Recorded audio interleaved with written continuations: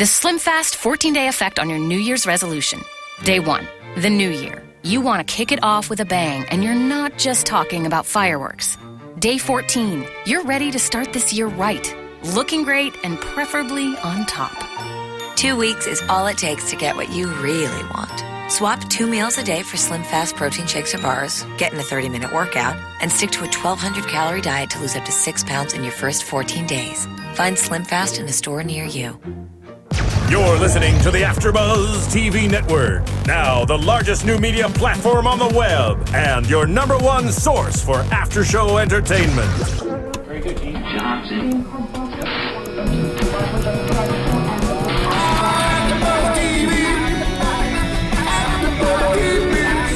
The AfterBuzz Studios in Los Angeles, California. Presented by Maria Menounos and streaming live thanks to Akamai Technologies. This is AfterBuzz TV's Real Housewives of Beverly Hills After Show. We'll break down tonight's episode and get you all the latest news and gossip. And now, another post-game wrap-up show for your favorite TV show. It's AfterBuzz TV's Real Housewives of Beverly Hills After Show. Day when you were gone, I crashed my car into the bridge. I watched, I let it burn. I threw your shit into a bag and pushed it down the stairs. I crashed my car into the bridge. I don't care.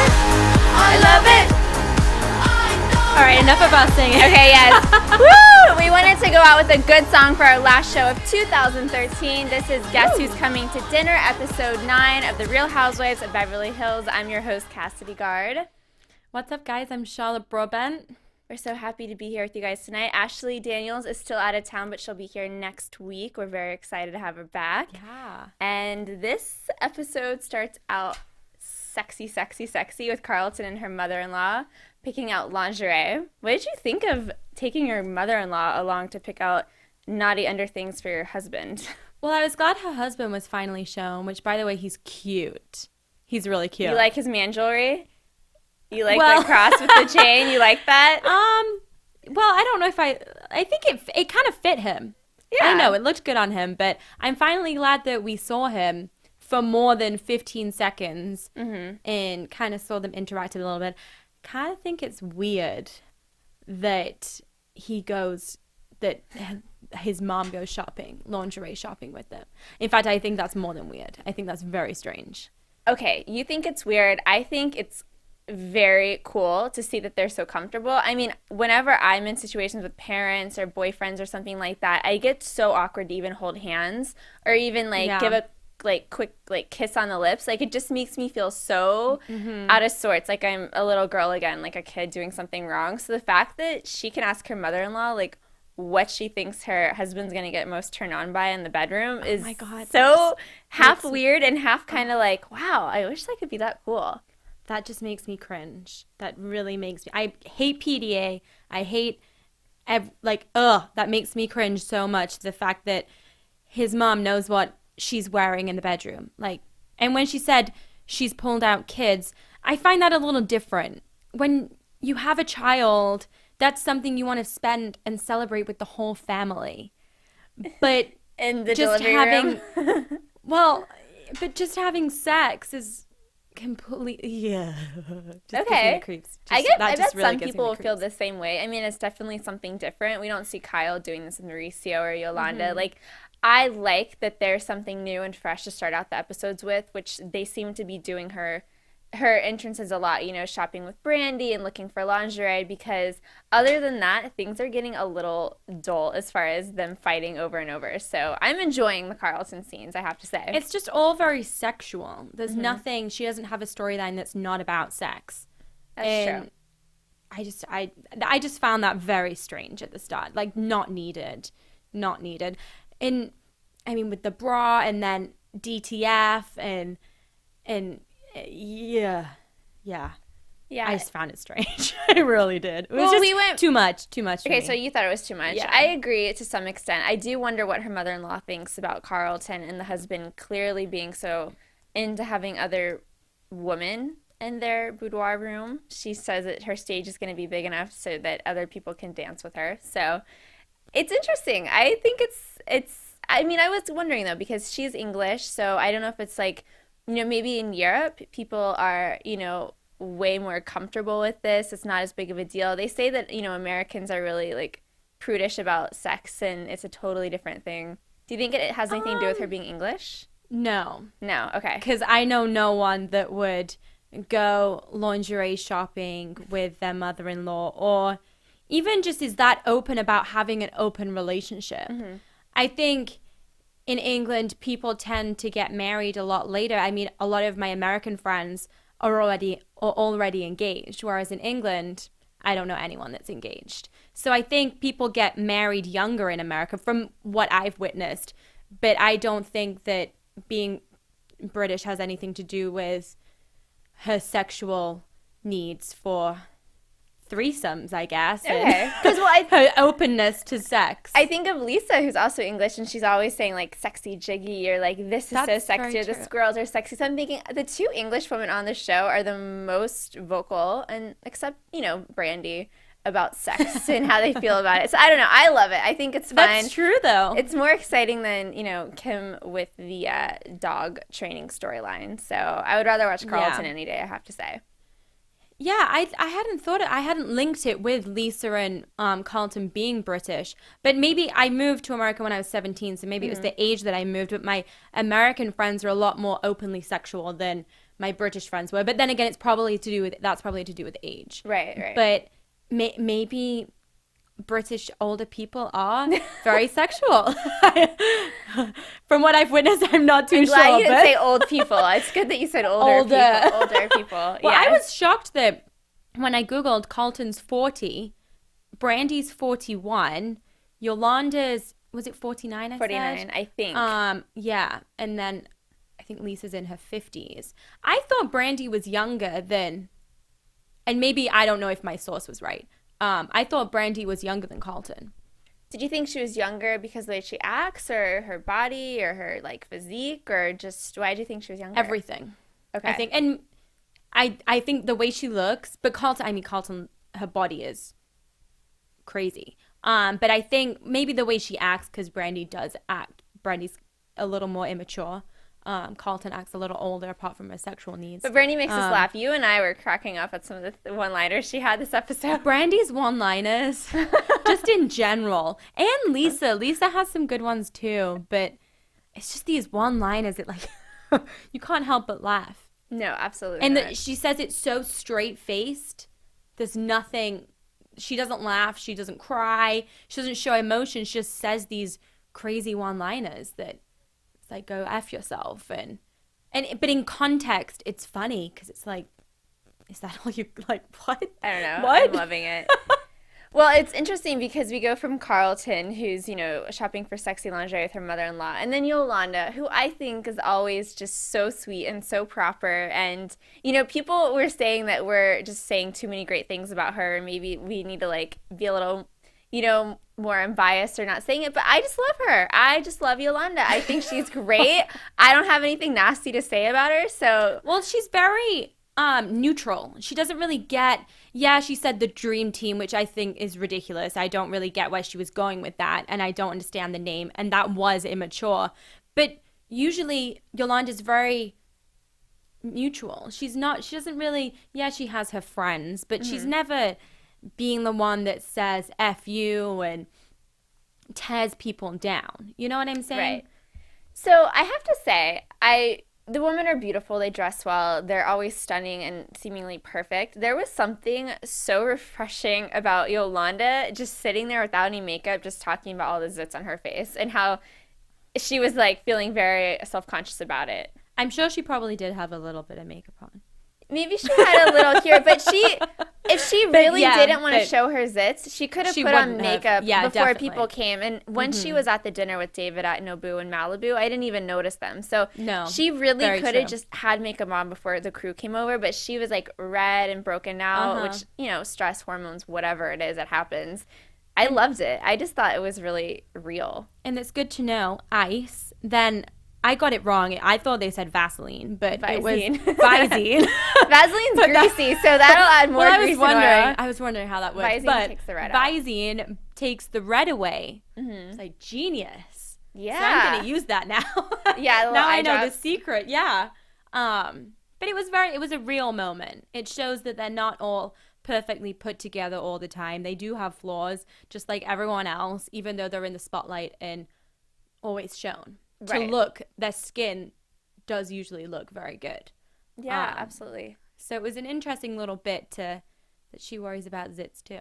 Yeah, I liked it. I really liked it. And then I thought it was cute in the moment with David. She said, "You love me like zits and all." And she was just really real. And so I've been very torn on David Foster because he's clearly talented and he's a whole separate entity in the entertainment business than some of I have no idea what like Joyce's husband does or Carlton's husband. I mean, I'm sure that they're obviously very successful, which is great, Yeah. but David's a very well-known leader of, music and producing. So something about them just sitting down by the waves and just sharing this moment of their anniversary, I thought seemed really genuine. I really loved it. I thought it was cool when she said, I don't just see David Foster when I don't see David Foster when I look at him. I see the love of my life. And it's like, okay, that's a cool thing to know because, I mean, if I was dating David Foster, I mean, he's world-renowned star. How do you separate that? But she just fell in love with him and he just fell in love with her, and it's two people that fell in love. And I guess it's like that with any superstar that you date. But well, they clearly fell in love, and I thought it was cute. He was very candid about, I'll be honest, the first thing I saw was physical because she was just so hot, and then I fell for her. But I thought it was interesting that she talks about how she kind of, had to push him and train him a little bit. He was living by himself in a one-bedroom. I mean, she's being very frank and honest that she kind of got him to do whatever she wanted at first. Definitely, yeah. Well, speaking of physical and the New Year's coming, Slim Fast with 2 weeks is all it takes to get what you really want. In 14 days, the only thing higher than your confidence will be a hemline. And this podcast is brought to you by Slim Fast.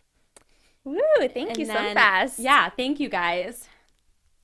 So getting into the next topic that we wanted to talk about, I feel like we've got to the dinner pretty quickly, but this was a huge part. We have the model fitting. Oh. Because you have yeah. to be fitted for the model dresses, which thank God they went to dinner after because they need a burger, just like Kyle said. Holy moly, these girls they do not need Slim Fast. No, I mean. They need cheeseburgers. Brandi and Joyce need cheeseburgers. I mean, how do you get your arms that skinny? I don't understand. Also, you know what? I have friends that, are agents or they work at modeling agencies and they're bookers for the models and they'll do tons of events all the time. But it's kind of like when you get asked to walk around at a party wearing a dress after a certain point of modeling, it's kind of something that you save for the new chicks so that they can, stand around posing in dresses. And then people getting to enjoy the function are usually older people that are more established and have friends. So I was kind of torn because I get that it's for an amazing cause and it's for children, and Kyle's, why should she go pay models when she has model friends? But at the same point, I would much rather just go to the party, wear whatever I want, enjoy it, support a good cause, do some sort of silent fundraising, whatever it is. I would not want to have to stand in the windows modeling. Remember Kyle? Brandi's face when Kyle said that, her face was like, I'm too good for this. That's what her face came across about. Though. They kind of are too good for it. To have to pose in the window panes, dressed in the clothes. When you're at a function like this, you want to mingle and talk and chat. And I don't know. It's for a good cause. If you can stand in the window. And I mean, I would do it. It's fun. It's something different. It's for, you have to remember, it's for a good cause, That's very true. And Brandi said that she would wear a thong or a G-string, whatever she said, for the children. For the children, yeah. Right. So you can stand in a shop window and pose with some dresses on, It's something different. Make light of it. Have some fun. That's good. Don't have a attitude that I'm too... Because that's what, to me, I don't know about you guys, but that's what her face... I kind of identified with it. I thought I would not want to be standing in the window posing. But if you can mingle around the party wearing a beautiful dress from Kyle's boutique, then, there you go. But... there was just something about, Kyle's daughters are super beautiful. They're teenagers, and then Farrah got out of school, and they're just great physiques. They're in shape wearing these dresses. They just look so real. And then I just Miss Universe. She had a booty, and it looked good. And she was proportionate. She was stunning. She wasn't the stick thin. Brandi is so thin. And I just think it puts off it's just, that's the perfection, the idea of perfection. In Beverly Hills, they always say, in Beverly Hills, in Beverly Hills. But that's just what people think of Hollywood. They think of this stick-thin figure, but then you see Miss Universe, who looks stunning. The dress isn't too big for her, and she fits it great, and she looks amazing. And I just thought, okay, that's such a good thing for people to see, that you don't have to be stick-thin to be beautiful. Like, Miss Universe is beautiful. Yeah. And she's not. And Joyce is beautiful too, but something irked me. They're all stunning. They're all very gorgeous. Clearly, yeah. But you don't have to be, how much does Brandi weigh? And Joyce, for their height, probably the same amount as me. And I'm probably like 6 inches small. Yeah. Okay, this is what irked me, okay? Ashley and I talked about this probably in episode 3 of this season, that Joyce had done an Entertainment Tonight interview where she spoke about her opening line. You know, it's a little conflicting because some of the people just have something along, the lines of like, oh, I love being the queen or something, whatever it is. Mm-hmm. Joyce is, you can never be too rich, too skinny, too beautiful, too young, too skinny, or too rich. So she did this interview before the show really was featuring her a lot. It was the first couple episodes when she was barely on it. And she said, I was under contract with Bravo. I went into a booth. I did a bunch of one-liners, and they just chose that one. And she said, I read from a script, and that's one of the ones I read. And I was so upset that they had that as my tagline. I begged them, please don't air that. Like, I don't support saying you can never be too skinny. I don't want to have words be put in my mouth. I don't believe it, so on and so on. So then we're watching this model scene, and she's wearing the dress, and, Kyle makes a joke that, wow, you gotta eat a hamburger. And Joyce, lo and behold, says, you can never be too young, too skinny, or too rich. And I thought, you said it. So you said that, and then at the end, Bravo's editing it, and they took that as your tagline. So she completely misconstrued and said something completely false in the interview, as I'm understanding it, because she said she doesn't believe that, and she had never said it and never would choose to say that. And they did that as a tagline, but she said it in the scene. So Bravo didn't pull it out of thin air. Yeah, I mean, firstly, whether this was a scripted line or not, Bravo or Joyce, somebody's in the wrong, because, I mean, the fact that there's people out there, and Joyce and Brandi are so skinny, and that's what perfection is seemed to be.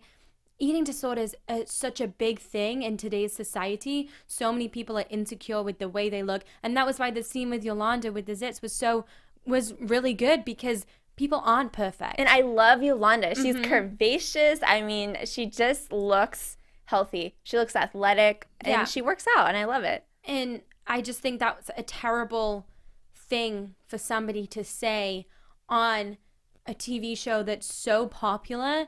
And like I said, whether it's Joyce or maybe this was a scripted line, because we really don't know how much of it they are told to say. And I don't know if she would be told to say those exact words. Feel like probably not. But and then they've sat her in the booth, given her a bunch of quotes that she said, and told her to say them, and then they've picked one. But I just thought that was a terrible thing. And firstly, money isn't everything. Money doesn't equal happiness. Happiness is everything. You can never be too happy. Like, life is about being happy and living it to the fullest. It's not about being rich. Money doesn't equal happiness. It's not about being thin. Being thin doesn't equal happiness. And being young doesn't equal happiness. These days, it's people in their 40s that are thriving. Yolanda didn't meet her husband till she was 42. And people don't thrive till later on in life and truly find happiness. So whether it was Bravo or Joyce, terrible line. I don't think it was thing. scripted. I think Kyle did say eat a hamburger, and very quickly and in fleeting she made a quick joke that was not in the best of terms. But when she did the Entertainment Tonight interview, I wish she had said, you know what? I had a scene one day, we were shooting in a store. I said it in the moment. You know what? I just was with my girlfriends, wasn't really thinking. It is not something I would ever want to represent myself or a show on Bravo to any young girl. I wish I hadn't said it. It slipped out of my mouth. You probably have said things you wish you hadn't. I've said so many things I wish I haven't. With Brandi. Right. Well, and every comment with Brandi. I just think her acting like she'd never heard these words in her life is so fake that it just irked me because I you know, and I'll tweet it out. I'll take the interview that I'm talking about and I'll tweet it, and you guys can see for yourself and make your own judgments. And if I'm misunderstanding, then let me know. But I actually haven't watched the interview, so tweet it so I can watch it. Okay, cool. It's on Entertainment Tonight. Okay, cool. Well, luckily, after their model fitting, they go to SUR to do a dinner party. Yet another Bravo dinner party that is going to be put into 2 parts, part 1 and part 2, to spread out on 2 different episodes because they really are trying to spread these dinners out. Yeah, they love the dinner parties this season. There's one every episode, right?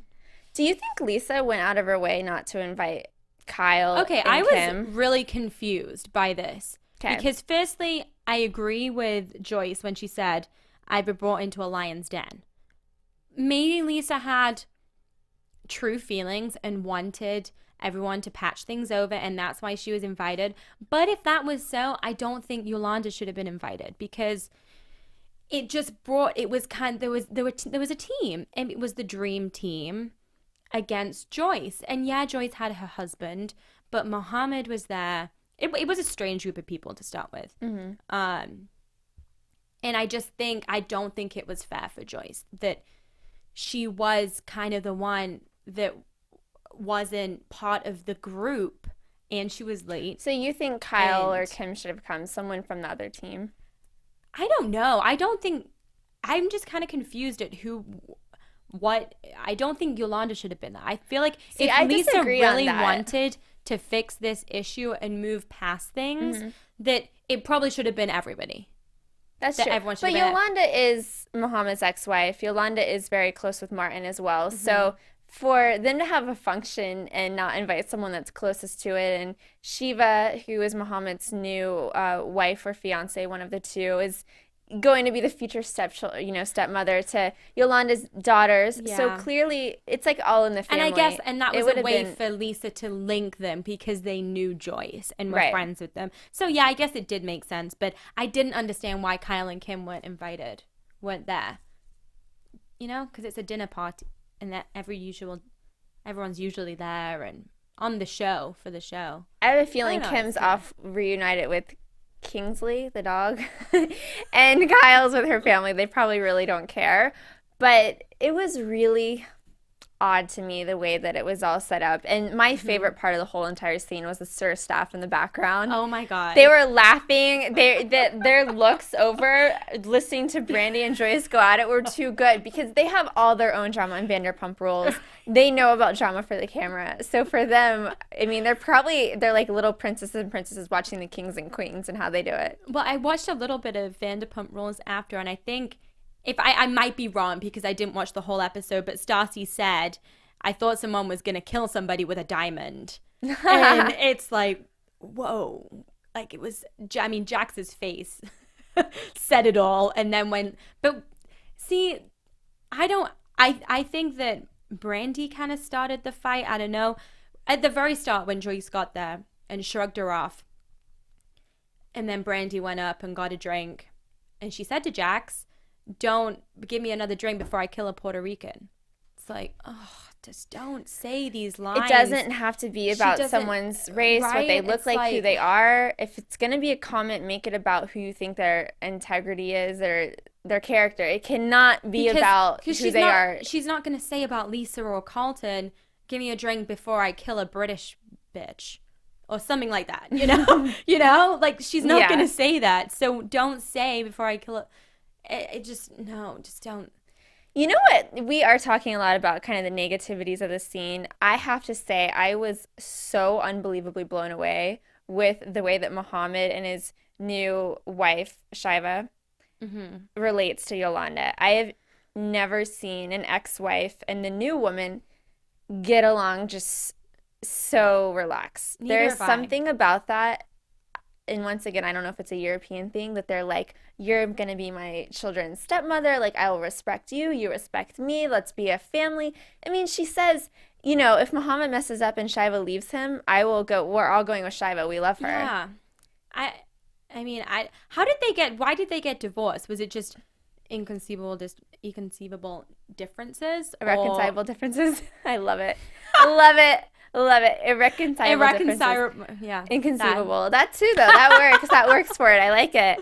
Yeah. Or was there some infidelity? Or because I think that probably the way they broke up may have something to do with their relationship now. Because, well, maybe they're both just content with their lives designing now for his house, right? Yeah, last season. Maybe they're just content with, now Yolanda's content with David and Mohammed's now content with his life. And there's something about that that's mature, because I think even if you're the new girl, having to be with your husband and his ex-wife at a dinner party, I mean, who would enjoy that? There's something about it that I think a lot of women would feel insecure about. Definitely. I don't blame them. Why would you want to?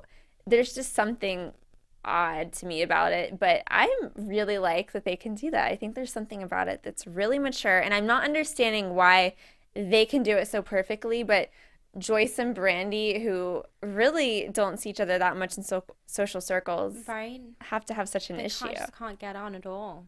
I know. At all. I mean, some of the things that were said back and forth were just...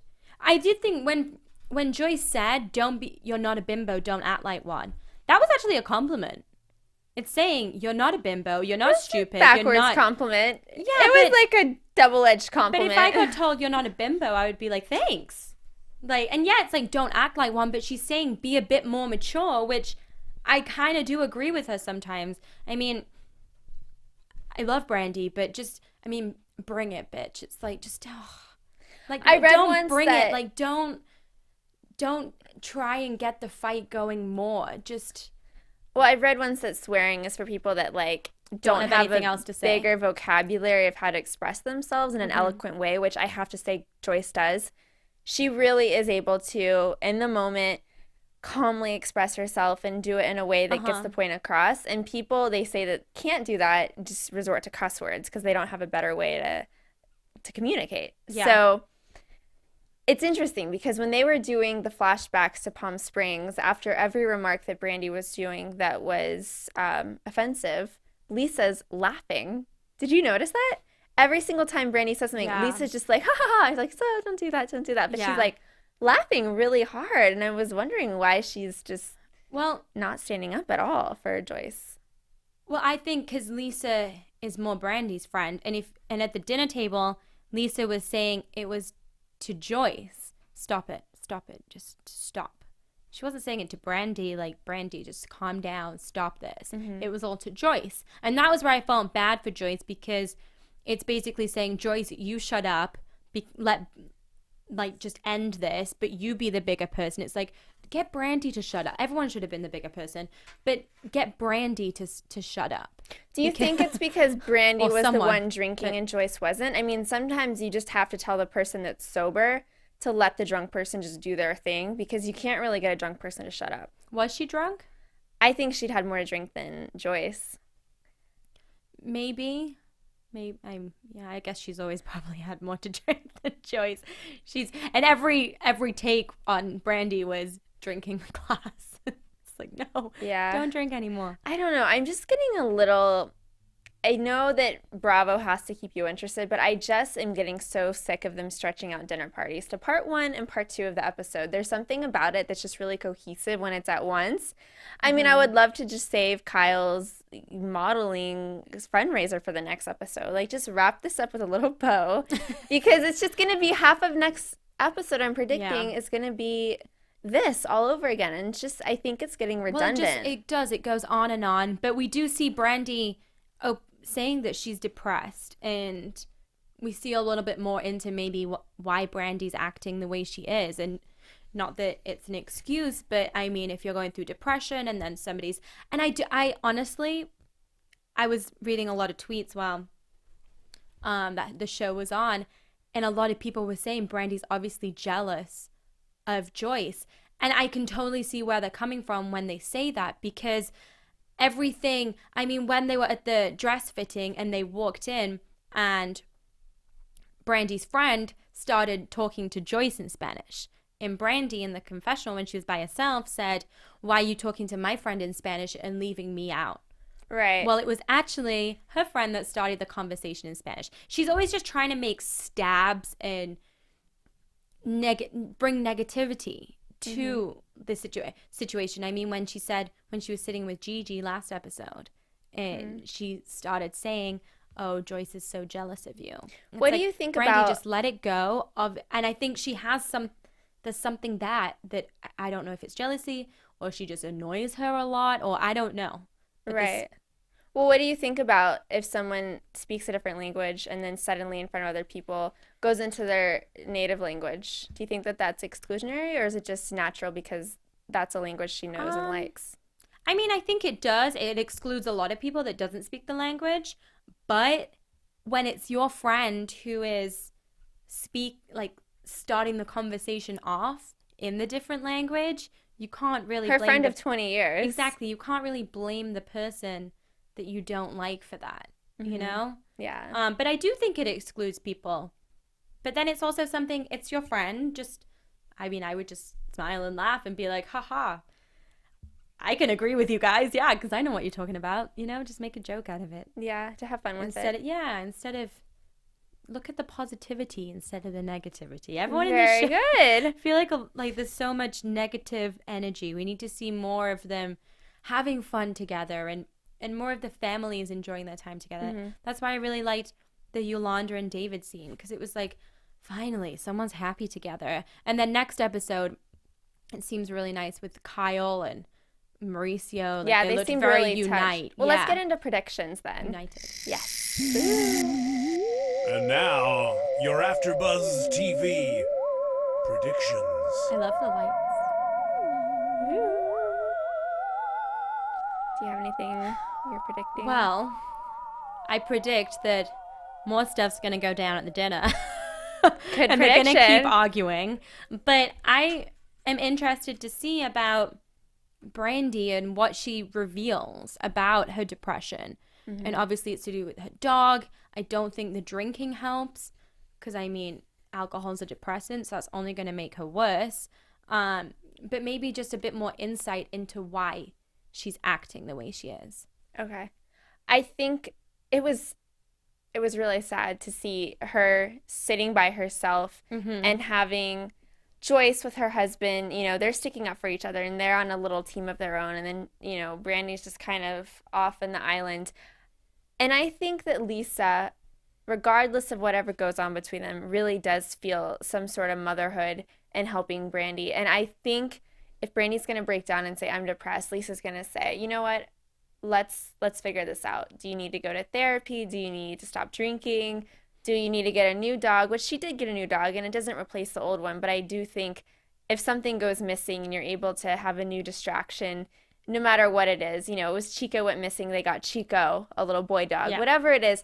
I really think Lisa does care for Brandi, and I think she's going to step up to the plate and help her in new ways. And Yolanda too, because it was Yolanda that was saying in the previews, are you okay? Like she was there while Brandi said no, but she was there while Brandi sat in the limo. So she has people around her, but I don't know. We'll see. I hope that they sort everything out. I mean, they don't, because there was on Twitter tonight, Joyce was saying a few things. Like her fans were tweeting, Brandi's jealous and blah, blah, blah. So they haven't figured everything out. They're still in an argument, and just don't like each other. But hopefully they can just be civil. That's all they need to be. Just so there's not a fight at every. So that they can chill out a little bit. Right. Maybe with the new year, they'll do some New Year's resolutions for themselves and find the peace within their lives. We're very excited. Hope everyone has a very safe and happy new year. Where can we find you online? At Charlotte Broadbent on Twitter. Great. I'm Cassidy Gard on Twitter and Instagram. Have a happy new year, everyone. Bye. Bye. From executive producers Maria Menounos, Kevin Undergaro, Phil Svitek, and the entire AfterBuzz TV staff, we would like to thank you for listening to the AfterBuzz TV network. To watch or listen to other after shows and post comments or questions, be sure to visit AfterBuzzTV.com. I'm Sir Richard Wentworth, and this has been a presentation of AfterBuzz TV. Buzz you later. The views expressed herein are those of the hosts only and do not necessarily reflect the views of AfterBuzz TV or its owners or principals.